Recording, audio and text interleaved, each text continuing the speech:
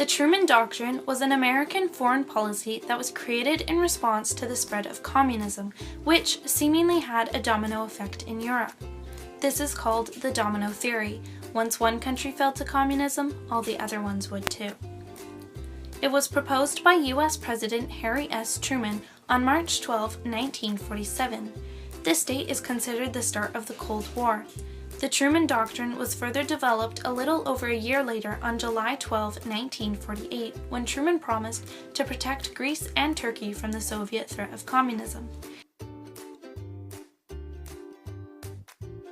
He aided them financially to support their economy and military.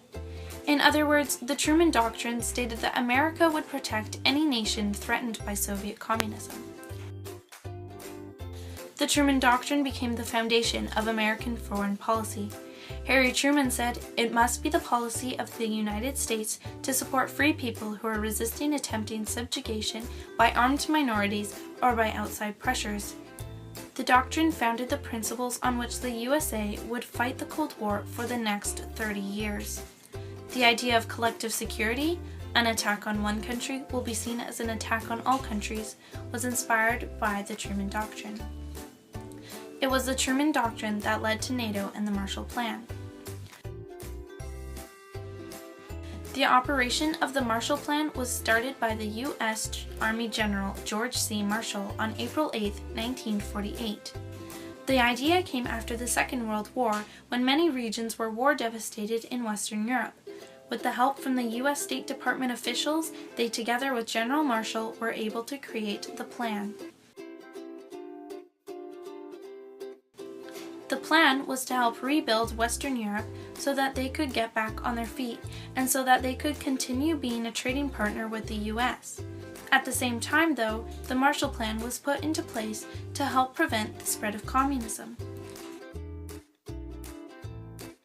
In order for the U.S. to be successful in their plans, they had to lessen the barriers and regulations so that they could encourage productivity from the Western European countries.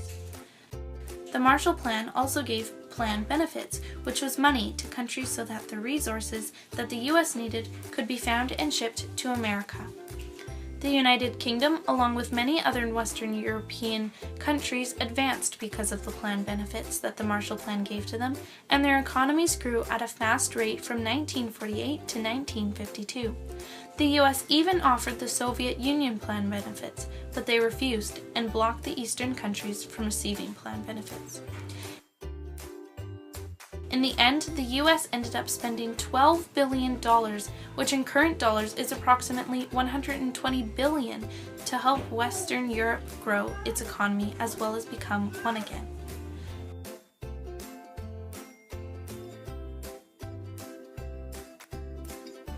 The Marshall Plan and the Truman Doctrine resulted in the formation of NATO.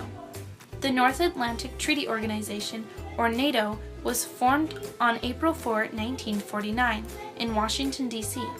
Due to the aftermath of World War II and to avoid the Soviets from turning Europe into a communist country, the Treaty of Brussels was signed in 1948. This treaty involved 5 nations: the United Kingdom, the Netherlands, Belgium, Luxembourg, and France. However, these countries lacked the strength against the uprising power, whereas the United States, previously uninvolved, realized this was an issue they wanted to deal with. Moreover, they had the power that the other nations didn't. The U.S. wanted in. So NATO was formed with 12 founding nations. The 5 included in the Treaty of Brussels, the United States holding ultimate significance, and 6 other countries: Canada, Denmark, Italy, Norway, Iceland, and Portugal. The purpose of NATO, aside from collective security against the Soviet Union, consisted of 3 goals: to secure peace in Europe, to promote cooperation among the members of the treaty, and to guard freedom as stated in Article 5, that an attack on one country was an attack on all. This article has only been invoked once on 9/11 since it was founded. With the Warsaw Pact created by the Soviet Union in 1955 to counter NATO, and with its end on March 31, 1991, this showed the loss of control the Soviets once had. With NATO's only enemy defeated, they were able to force energy into things such as military missions, 7 that have happened since 1989 in places like Afghanistan and Libya, providing all sorts of aid. Throughout the years, there has been additions of 16 countries, and NATO, full of significant resources, has become a political alliance with a focus on global security.